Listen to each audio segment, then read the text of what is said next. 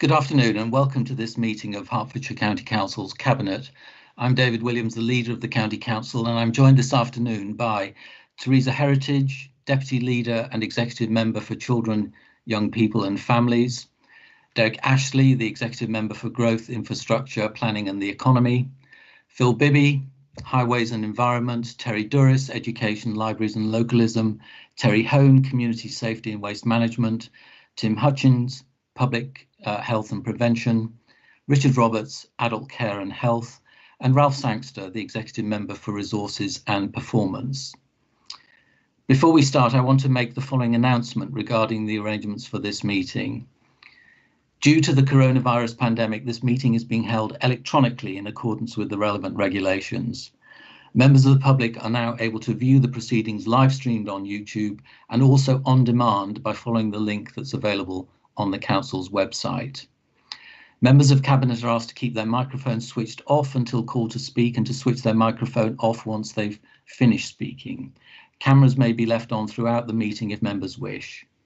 If you experience connection or other technical issues, it may help to switch your camera off. Cameras should be switched on if and when speaking in the meeting. To indicate a wish to speak, members should use the raised hand function.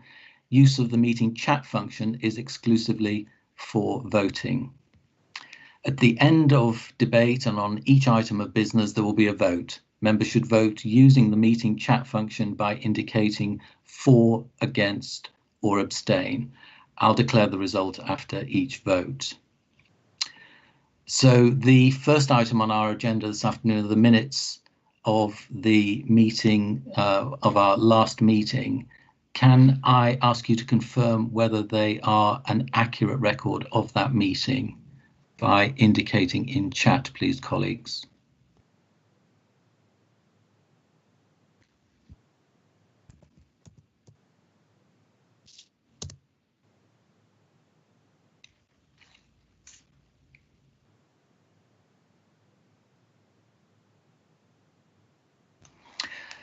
Thank you, that's agreed.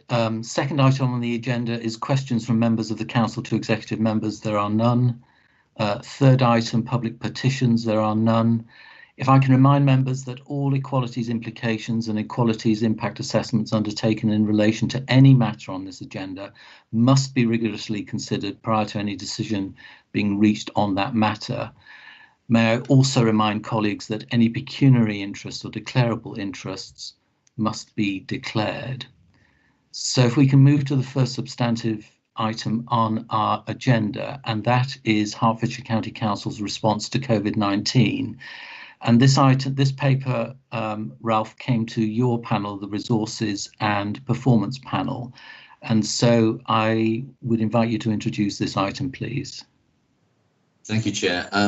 Yes, the Cabinet have considered a number of these reports since we initiated them following the outbreak of COVID-19 in February this year.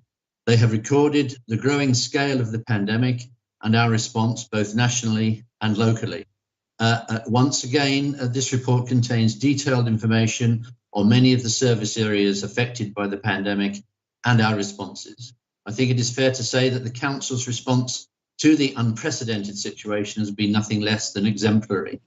Throughout this pandemic, the Council has responded, repositioned existing services, established new ones, and reinforced and supported external service providers, deploying £133 million of additional government funding on top of its existing annual budget of £850 million. Our workforce has had to adapt to new working environments, absorb new technologies, and rethink its interaction with colleagues, clients, and residents. We have achieved all of this as a consequence of the dedication and hard work of our officers. From our senior management team, some of whom have been representing us on a national stage, to home care workers who have continued to look after some of our most vulnerable citizens. I would like to take this opportunity at this festive time of year to thank them all for their efforts. Whilst we remain in the grip of this pandemic, we need to recognise that we are individually responsible for our actions and need to take our own make our own contributions to controlling the spread of this virus. There is, for the first time, however, light at the end of what seems a very long tunnel. For the first time, we have positive news which signals which signals a move away from just dealing with the pandemic to overcoming it. Future reports will be pivoting away from recording our responses to the pandemic and focusing more on our future actions in supporting the mass testing and vaccination programs being delivered by the National Health Service, which will hopefully see an end to this aberration. This report, as you said, Chair, came to my panel on the 2nd of December and recommended that Cabinet notes the report and including the planned approach to dealing with the financial implications. Thank you. Ralph, thanks for those comments. Tim, do you want to come in as the Executive Member for Public Health? Thank you, Leader. I think very briefly, I mean, as we're still in the middle of an immense challenge. And as we all know, it's not getting any easier. And the demands, I think, on our officers, on our colleagues and other stakeholders is quite significant, particularly now as we move into a new phase with more testing, with the vaccinations coming online. So I would simply like to thank everybody that's involved in it at the moment. I think that the spirit with which we're moving forward actually speaks volumes for our staff and for the staff of us, as I say, of our stakeholder groups. So there is much to be done. I guess the big message I would put out is despite all the work that's going on, we cannot overcome this without the full cooperation of the public. And I think we can see very clearly that for the vast majority of them, we do have their support. But there are groups, and for those that aren't providing that support, for those that think this isn't a problem, for those that think it will just go away, I'd ask you very carefully to think again and to be a little bit more careful and think about the simple guidance of face, space, etc., etc. Tim, thanks for that. Richard, did you want to come in? Thank you, David. I think I'm challenged on bandwidth at the moment, so if it's a bit dodgy, my apologies. I just wanted to echo the thanks that's already been given, particularly to those our carers working in care homes and care settings right across the county, those who are supporting with learning disability and physical disability, to care teams who are doing domiciliary care as well as working in care homes. And whilst infection rates across the county have increased in recent weeks, the infection control funds, which we have been able to passport into care settings, have helped and contributed to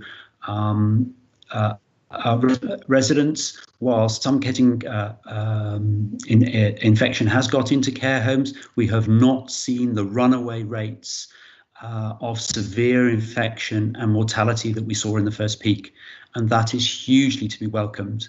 But again, I'm aware that we're right across the system, and perhaps speaking now as Chairman of the Health and Wellbeing Board, right across the system, there is stress in hospitals and in discharge and in care settings in terms of staffing.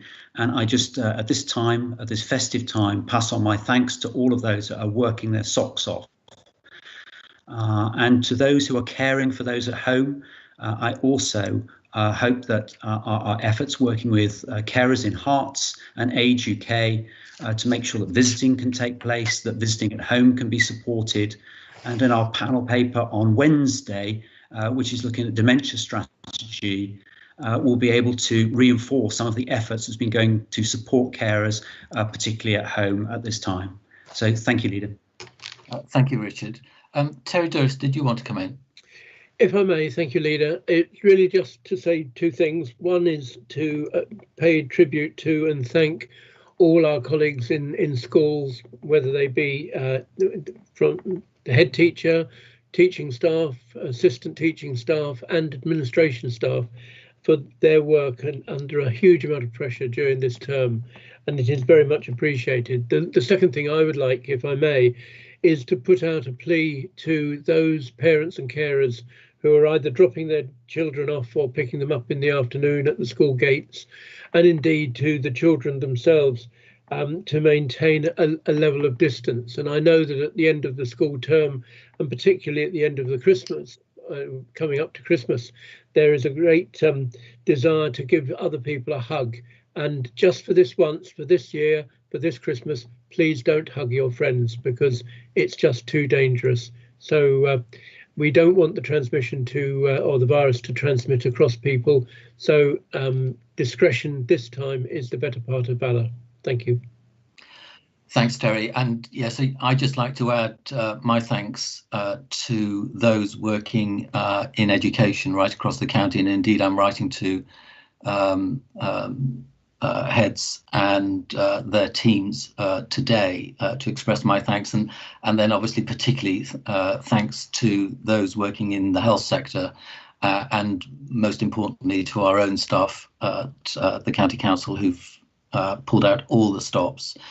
And I know that particularly the Chief Executive, Owen Mapley, has been expressing thanks in a whole range of direct meetings that he's holding for our staff.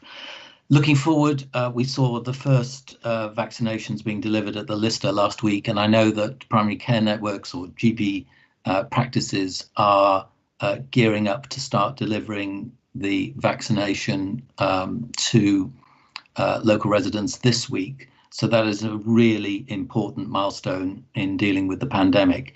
I have to say, however, that case rates across the county, whilst they were suppressed as we went into lockdown, so we went into lockdown on the 5th of November, rates continued going up because we look at infection rates on a 7-day basis.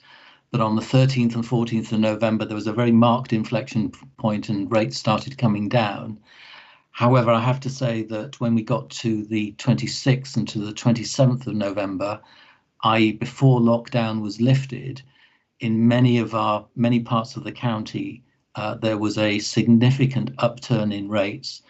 And indeed, the trajectory of those increases has continued and is now a major matter of concern in Broxbourne, in Watford, in Hertsmere, and in Three Rivers. So major concern as infection rates have continued to grow, particularly in the last few days.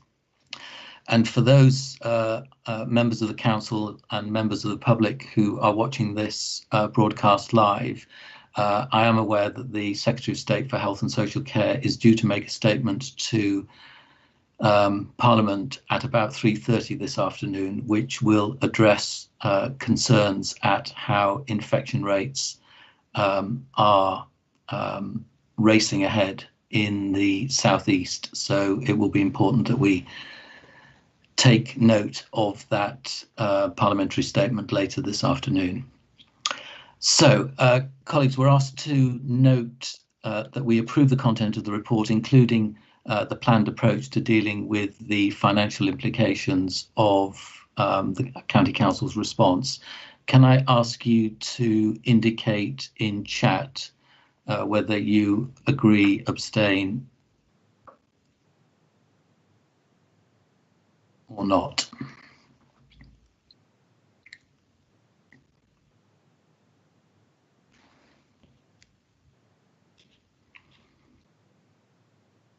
So thank you, colleagues. That's agreed and unanimous. So let's move on to the next item on our agenda.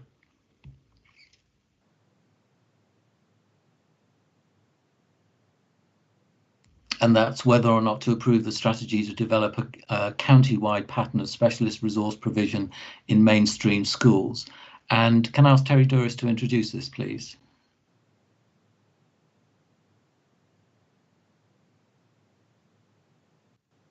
Thank you very much indeed, Leader. And before I do actually introduce it, I should just point out to colleagues and those listening or watching that at the Education, Libraries and Localism Cabinet panel, an error was raised in the table at Appendix 1, The current speech, language and communications need provision, Flamstead End School, was shown as being in St Albans.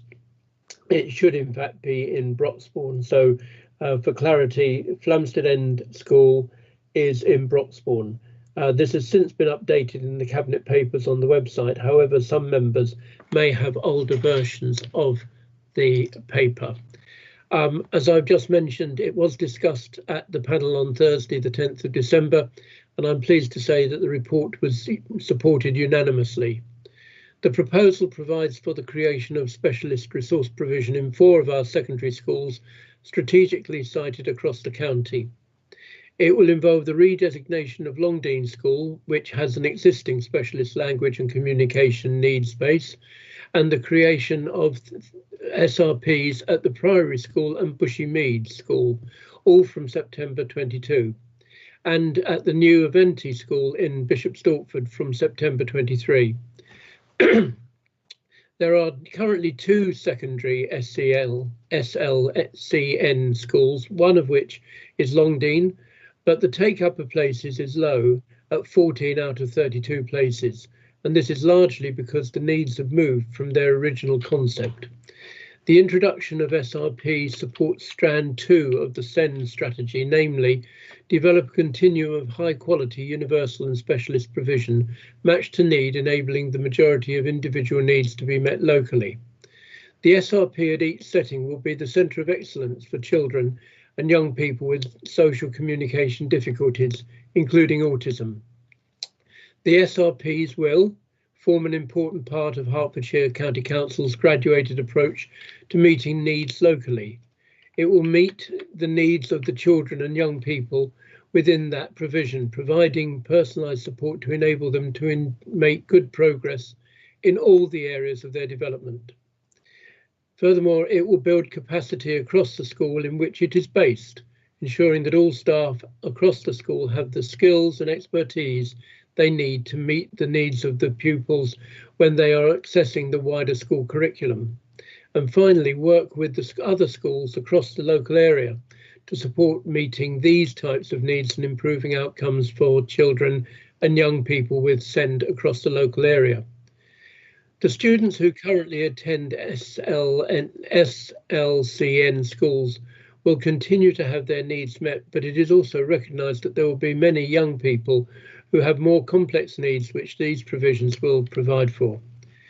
The 4 SRPs in secondary schools will each provide for up to 20 pupils. This is the first phase of the project and deals with secondary schools, with the next phase for primary schools to follow. The timetable for the redesignation and the introduction of the SRPs is set out in the paper. Funding for this phase is available from the DFE grant for SEND provision. The important aspect of this project is that it will enable a further 12 pupils to be placed in Hertfordshire rather than in independent placements, and this must be a benefit to those young people. Full financial details are contained in the papers together with the background, and I therefore move the recommendation contained in paragraph 5.1 plus the table on the order sheet. Thank you, Leader. Terry, thank you. Richard, you've got your hand up. Is that a legacy hand, as they say these days? It is. OK. If there is nobody else who wants to come in, then can I ask you to say whether you approve or against or abstaining in relation to the proposal at 5.1 on the order paper?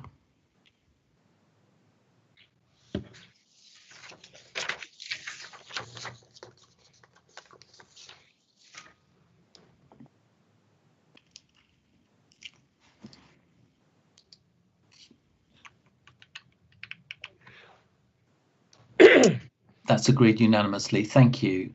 So we're going to move on to agenda item number 6, whether or not to approve the Special Educational Needs and Disabilities SEND Special School Place Planning Strategy. Terry again. Thank you. The proposal at item 6 on the order paper, item 6.1, is very simple. That Cabinet approves the Special Educational Needs and Disabilities SEND Special Schools Place Plan 2020 to 2023. And I'm pleased to report that, having considered the report, the panel at the Education, Libraries and Localism meeting last Thursday wholeheartedly recommended it. Over the last 2 years, we have provided an additional 233 places in Hertfordshire special schools, but even this will not meet the predicted rising demand for special school places. We recognise that this continued rise needs to be built into our programme, and the strategy plan, which will be a living document reviewed annually, sets out very clearly the individual specialist demands. The aim of the plan is to ensure that there is sufficient capacity in Hertfordshire special schools to provide high quality local provision.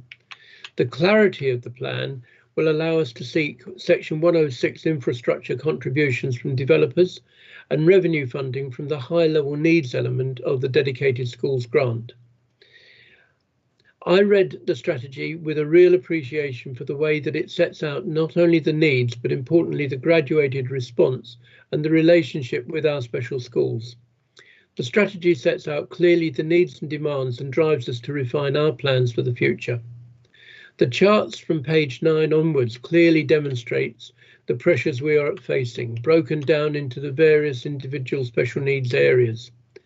We welcome the new 60-place special school for secondary age children with communication and autism needs, which is scheduled to open in Welwyn Garden City in September 22, and a corresponding primary school is also planned within this strategy.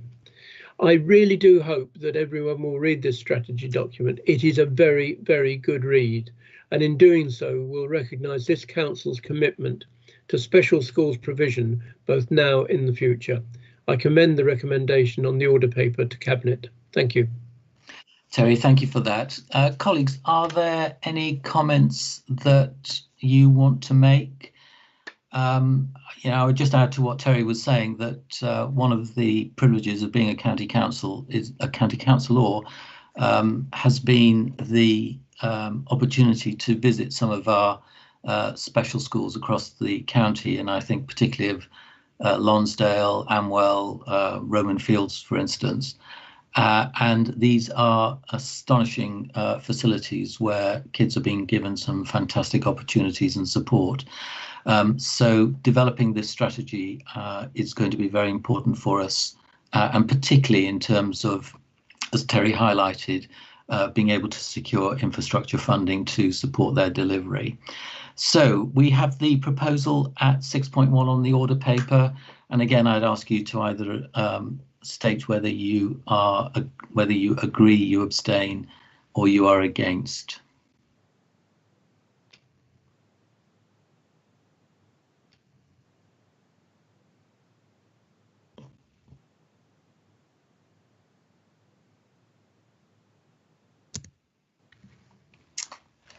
And there are so many notifications coming in, I found it difficult to vote myself. But there we go.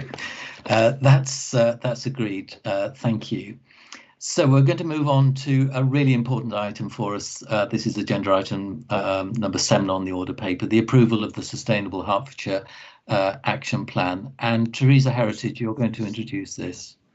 Yes, thank you, Leader. Good afternoon, colleagues.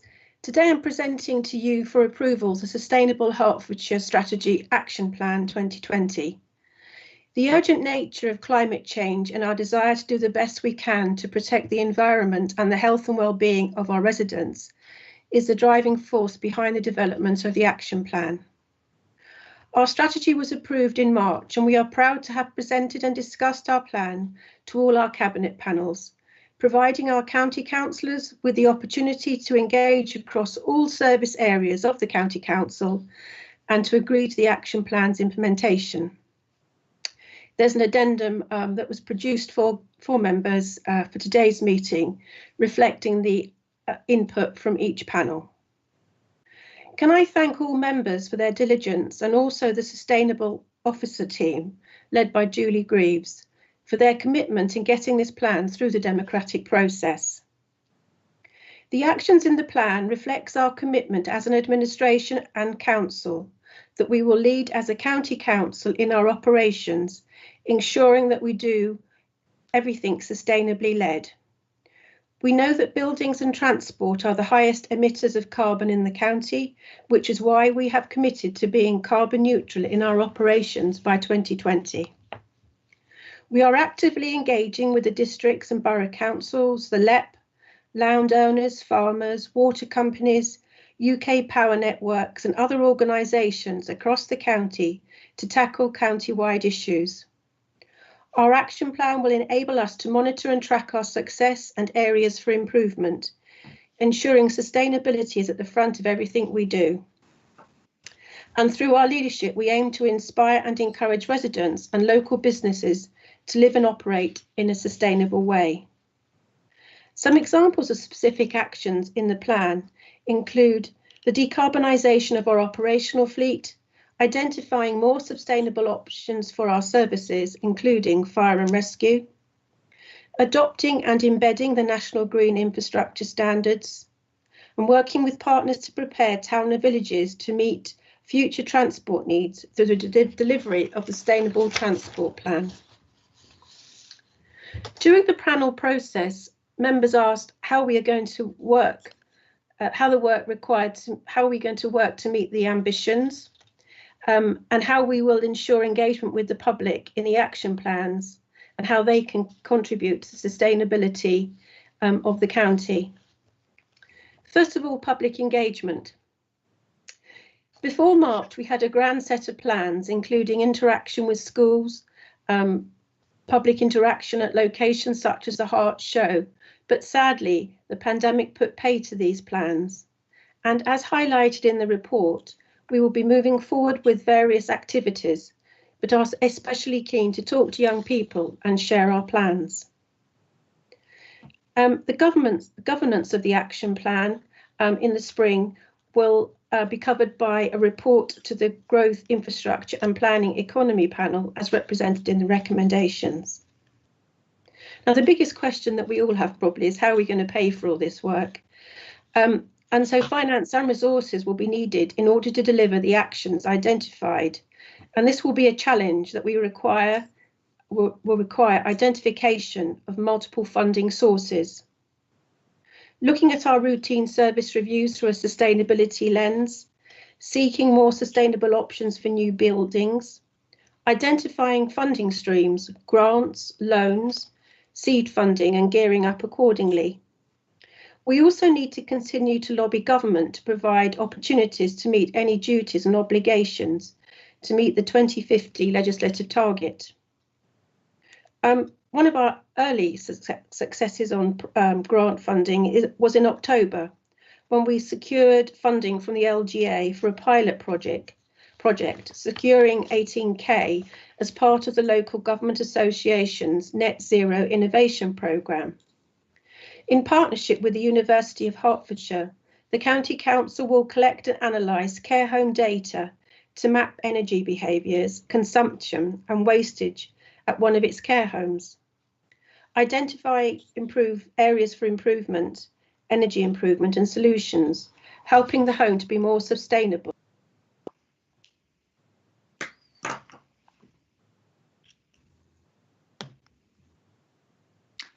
Terry, you've become muted for some reason. What's a shame. How long did you miss me for? Shall I start again? No, just a couple of seconds. Okay, we are also preparing a green finance catalogue for officer and members to use and to share with community groups and businesses. Our ambitions and resulting actions are demanding. You will see by the amended motion before you this afternoon, that's I think it's item 8, that I am proposing that Cabinet recommends to Council that a sustainable sum of money is allocated out of the IP process to ensure the actions in the action plan can be moved forward, and especially that all directorates in the Council have the support from the sustainability team. As noted in the motion too, we will wish to see some meaningful interaction with and support given to stakeholders around the county to engage with the delivery of this plan and the strategy. I move the recommendations as set out in the order papers. Terry, thank you for that, and thank you for all the work that you've done in terms of bringing this forward and and really quite uniquely taken the action plan to all of our cabinet panels, so that we've had the opportunity to contribute to the resulting action plan on the basis of the input from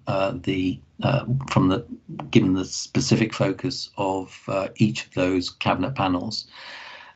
Colleagues, are there anyone who wishes to come in at this stage? So firstly, I've got Richard Roberts. Thank you, David, and thank you, Terry. A comprehensive introduction of the paper and action plan. And once again, we see our administration moving at speed to make sure we've got these actions in place, because some of those commitments by 2030 are really not very far away. And I absolutely look forward to getting those embedded in everything that we do, and with all of our communities, all our residents buying into this. It is probably apposite that this week should have been the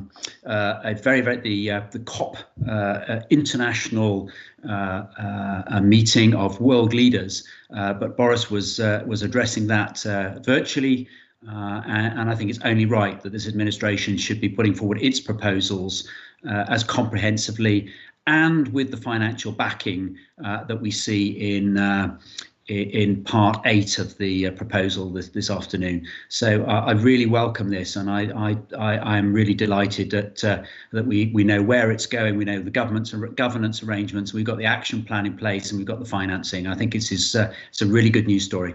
Thank you very much. Thank you, Richard. Are there any other colleagues that want to come in? It's also, of course, quite timely that we're considering this at this time, because the government announced its 10-point plan for the Green Industrial Revolution just last week, and this is an issue that now has real momentum. Terry Douris. Just to say, Leader, if I may, that obviously one of the largest estates for buildings are our schools estates, and Terry mentioned quite appropriately that at the beginning of the year there was a proposal to start looking at those, but given the nature of COVID and the pressures that schools have been under, that was deferred for a while. But that is not, I don't want anybody to think that we have forgotten that, and it's something that we will return to as soon as is humanly possible. We do have some challenges, because some of our schools, particularly primary schools in villages, are older. They have high voltage ceilings, and trying to heat where the children are is always a challenge. The other thing I think that's worth just reiterating, and I will continue to say this because I'm very proud of it, that we will be building our first pilot net zero carbon school, a first school, 2FE first school in Buntingford, and that is currently going through the procurement arrangements. And that's something that we should be very proud of, and I'm very proud of, and I'm also extremely excited about it, because it will give us the opportunity to see how to build these schools, if you like, not so much how to build them, but the effect of them, but also to give the construction industry an opportunity to refine the way they actually build these structures, so that they are as carbon friendly or net carbon, zero carbon as possible. Thank you. Yes, thanks, Terry. Inevitably, the school estate, given that we have over 500 schools in Hertfordshire, the school estate is obviously an area of focus in terms of moving heating in schools towards decarbonised options. And indeed, one of the recommendations is that we put aside an additional sum of an initial sum of 1.45 million to review the options for that particular sector. If there is no one else who wants to come in, it just remains for me to point colleagues towards, therefore, the recommendations at 7.1. It includes the recommendation that we go to council tomorrow, with the recommendation that we make a substantial financial commitment towards this requirement going forward, and no doubt we will discuss this at length at Council tomorrow. But again, colleagues, if I can ask you to either agree or be against or for the recommendations at 7.1 on the order paper.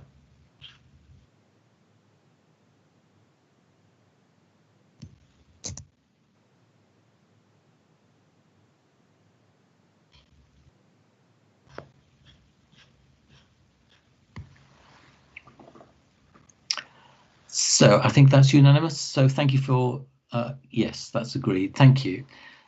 We are now going to move on to agenda item number 8, Hertfordshire's Suicide Prevention Strategy 2020-2025. Tim, can you introduce this, please? Yes, thank you, Leader. What I would like to say from the outset is, despite the fact that Hertfordshire has a lower rate of suicide than most parts of the country, this remains an important document when one considers the grief and turmoil it brings to friends and relatives of those involved. Our objective is to do all we can to provide support and persuade people that there are other options exist. Our existing strategy was written in 2017, so this document provides us with an opportunity not just to refresh, but to restate our objectives. Support for men under 50, support for men. Suicide is the biggest cause of death for men under 50 in the country. Support for those who have been bereaved, support for young people and children are all important aspects of this strategy. And of course, that together with research and data collection and monitoring remains an important part of the work we're doing.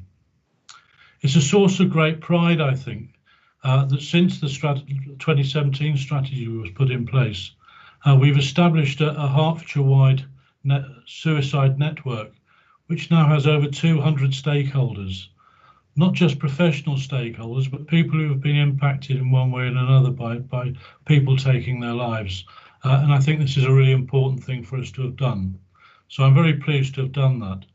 So in finalising it, as I say, this document is about refreshing our strong, or restating our strong desire to provide support for people in despair, people who are considering taking their own lives, to see if we can persuade them that other options exist.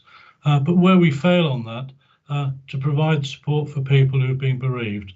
So I commend this document to the Cabinet and ask for their support. Thank you, Tim.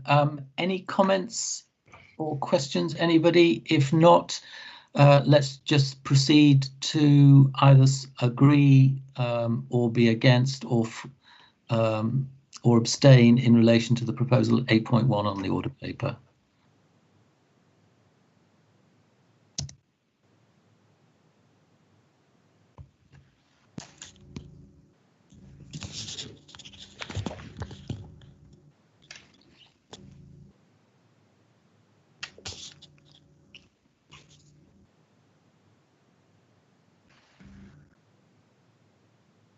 That's agreed, colleagues. Thank you. We'll move on to agenda item number 9, the Speed Management Strategy final adoption. Phil Bibby. Thank you, David. We have developed a speed management strategy to update the previous strategy adopted in 2014, informed by DFT Circular 01/2013, police enforcement guidelines, published research and experience. Whilst the circular provides good guidance, it is open to some interpretation and, therefore, can potentially lead to inconsistencies in approach. So, we have aimed to remove ambiguity, which should ensure a consistent approach to limit setting across the county. The document provides information on the measures which can be used to support speed limits, including traffic calming measures, camera technology, and the role of education, training, publicity and enforcement. The SMS, Speed Management Strategy for short, reflects changes in regulation, guidance and policy since 2014, a key change being the adoption of our Local Transport Plan 4, which places much greater emphasis on the consideration of the needs of vulnerable road users, such as pedestrians and cyclists.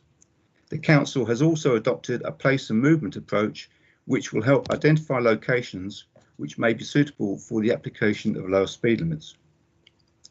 We know from experience that in Hertfordshire, where the wrong limits are applied to a road, they are generally ignored, and this in itself compromises safety. So the strategy is underpinned by 5 core principles. We will encourage speed limit changes that support active travel. In some cases, where appropriate, we will lower speed limits. In some cases, we will need to change the design of the road to change behaviour. We won't put up speed limit signs alone and expect a significant behaviour change. In some cases, we will need to raise the speed limits. You'll be aware of the lobbying group 2020's Plenty objection to the strategy, focusing on the added cost of installing traffic calming measures, fearing that this will make 20 mph areas undeliverable. But I can report to Cabinet that I am bidding into the integrated plan for not insubstantial funding over the next 4 years to enable us to facilitate viable schemes. My Cabinet panel voted by majority to ask Cabinet to adopt the revised strategy. Thank you. Phil, thank you for that. Any comments or questions, colleagues? I do believe that Terry Hone has lost his connection, so he's not currently with us, I don't think. But if there are no other questions or comments, then colleagues, can I ask whether you agree, are against, or for the proposal at 9.1 on the order paper?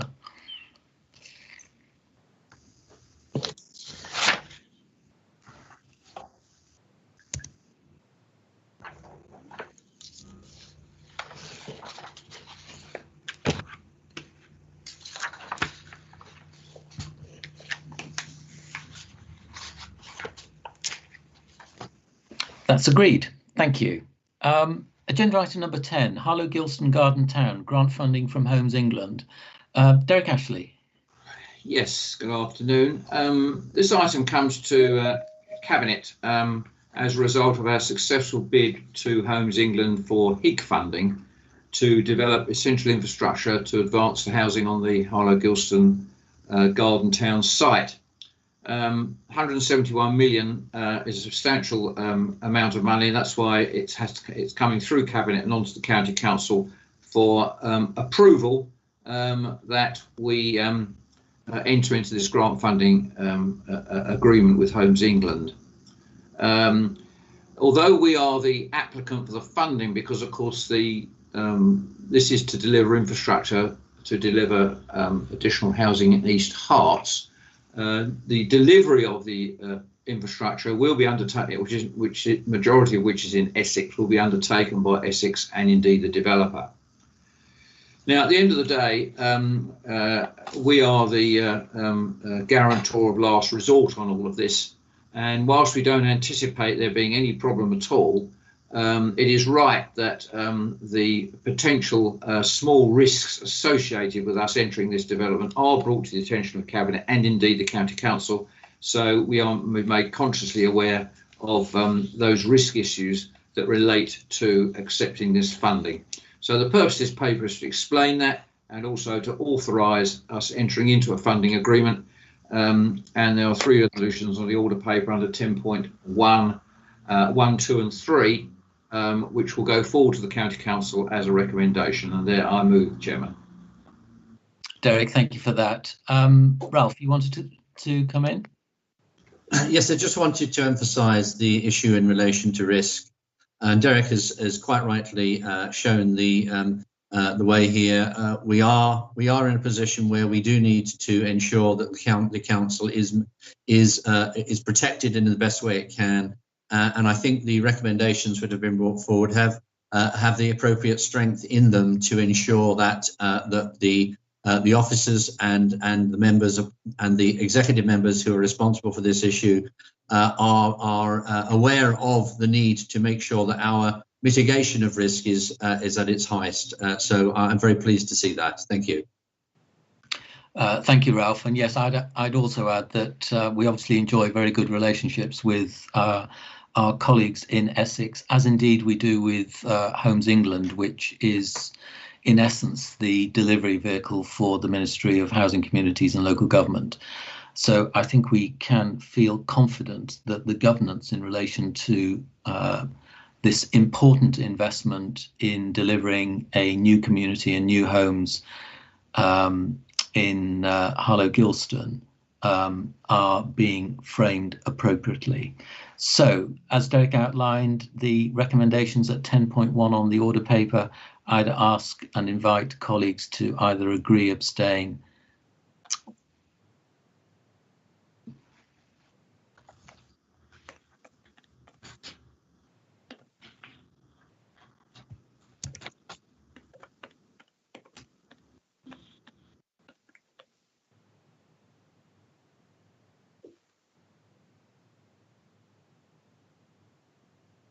Okay, so Terry Hone is abstaining as he did not have the opportunity to hear the presentation as he lost his connection. That's fine. So that's agreed by all bar one member who's abstained. Thank you for that. We're going to move on to agenda item number 11 now, the finance budget monitor for the second quarter of this financial year 2020-2021. And Ralph, can I ask you to introduce this, please? Certainly, thank you, Chair. This report looks back to the position at the end of September and paints a picture of sustained financial control despite the disruption caused by the pandemic to our existing services and an additional £133 million of COVID pressure. To be predicting a budget deficit of just 2.8 million, well within our contingency, is nothing less than astonishing. I would like to thank the finance team led by Deputy Director Stephen Pilsworth for their skill and hard work in managing what has been a Herculean task. The report also identifies the uncertainty and concerns over next year's budget, including the implications of the then future government spending round and the impact of the pandemic on our council tax collection funds. Since the report was written, the government have announced its high-level spending plans for 2021-22, and although we will not have details figures in relation to our own allocation until later this week, we are optimistic that the figures, when announced, will provide the basis for a balanced budget outcome for next year. I would like to draw the Cabinet's attention to the recommendations under item 3 of the report, and in particular, the deferment of capital spending from this year into next. Thank you. Thanks, Ralph. Any comments or questions, colleagues? If not, can we consider the proposal at 11.1 on the order paper?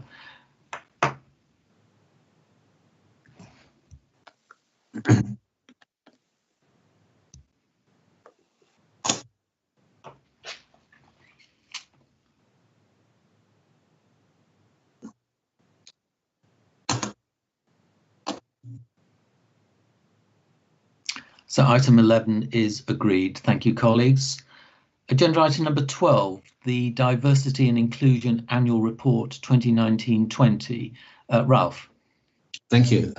This report is prepared annually and seeks to review the performance of the Council and its continued objective to deliver an organisation which embraces diversity and promotes inclusion for all. This year's report highlights some of the work carried out by our departments in working towards a more inclusive county. The year has been challenging for everyone, not least those who have protected characteristics, for example, the elderly and people with disabilities. However, I am pleased to say that both officers and members have continued to build strong relationships across the county with representative bodies, including the Hearts Interfaith Forum and the BAME network. Good examples including the development of several community videos in different languages targeting specific communities in response to the COVID-19 pandemic. This year sees the end of our existing diversity and inclusion strategy, and officers are now embarking on a process of engaging with community groups and residents across the county on the key priorities for the Council's new diversity and inclusion strategy, which will be published in early spring 2021. This report was considered at the Resources and Performance Panel meeting on the 2nd of December 2020. The panel recommended to the Cabinet that it notes the progress outlined in the report, notes that this is the final annual progress report based on the current strategy, and notes that the council is currently consulting on draft themes for the communities, services and partnership element of the council's new diversity and inclusion strategy. Thank you. And Ralph, just can I check that the report is going to be published on the council's website? That is the case. Thank you. Yes, it is. So yes, anybody watching this webcast should be able to access the report, which candidly makes great reading. So it's a really positive document and a reflection of a lot of considered hard work by our, particularly by our HR team. Colleagues, any questions? I can't see any, so let's consider the recommendations then at 12.1 on the order paper.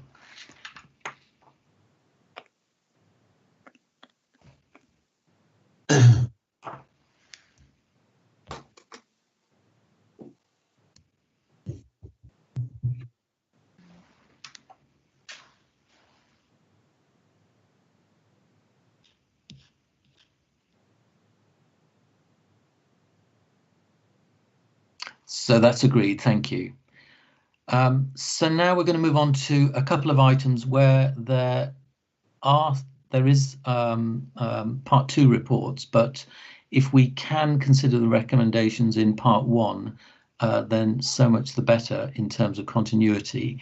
The first of these items is number 13, agenda item number 13, retained land at the former Wormley Church of England Primary School in Wormley, spend to achieve funding.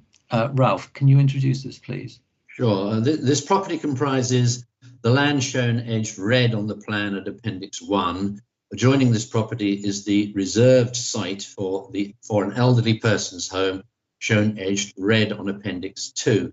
The two properties will be served by a shared spine road, shown coloured brown on Appendix 2. The proposition is that the council will construct the spine road to provide access to the development site and the new care home. The road will not be adopted, but retained in the council's estate, with its maintenance recovered from the occupiers of the care home and the residential properties.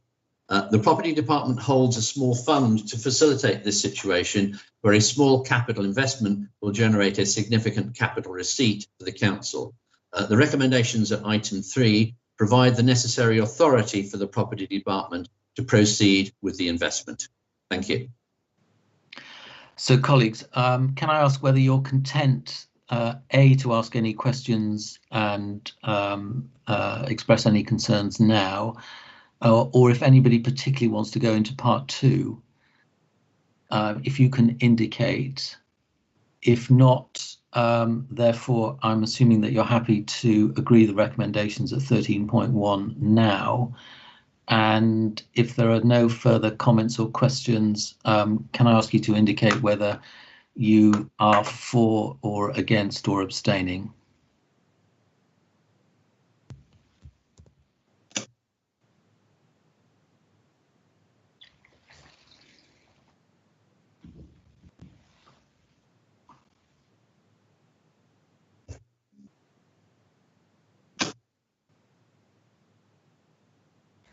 So item number 13 is agreed. Thank you.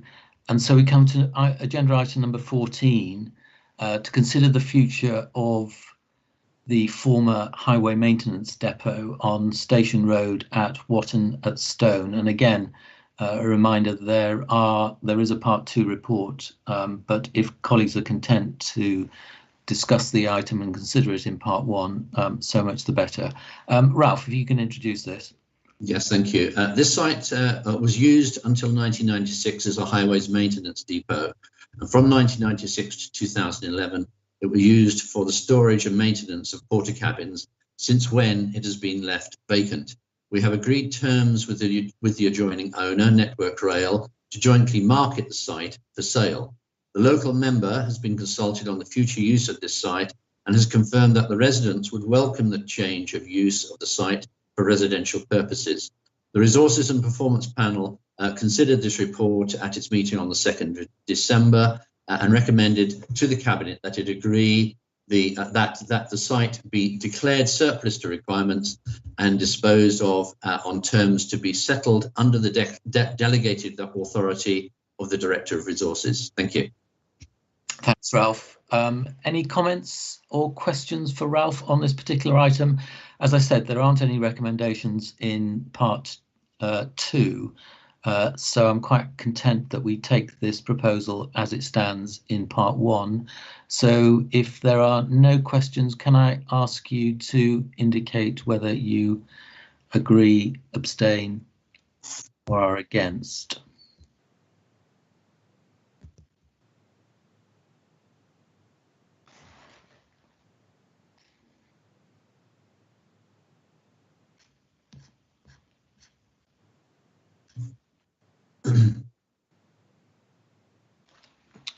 That looks like it's agreed, so thank you for that, and that concludes our meeting this afternoon. So thank you for your time, and thank you to those watching our webcast this afternoon for joining us. Good afternoon. Thank you. Thank you. Thank you.